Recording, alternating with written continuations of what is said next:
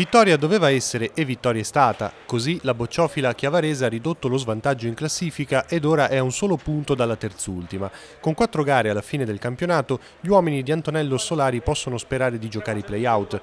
Dopo la gara di sabato, infatti, il Noventa è a 7 punti e i chiavaresi a 6.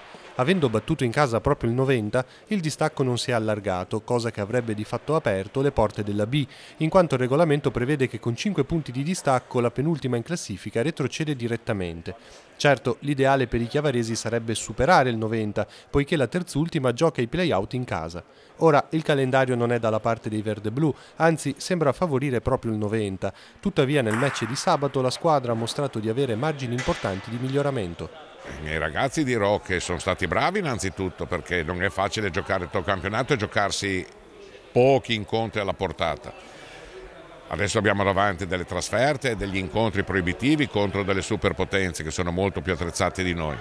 Il nostro obiettivo sarà quello di far bella figura, poi verranno le partite in cui ci giocheremo l'anno completamente, ma su questo penso che non abbia da dover raccomandare niente ai ragazzi, tanto si meritano il plauso di essersi dedicati, si sono approcciati bene questa settimana, sono stati bravi.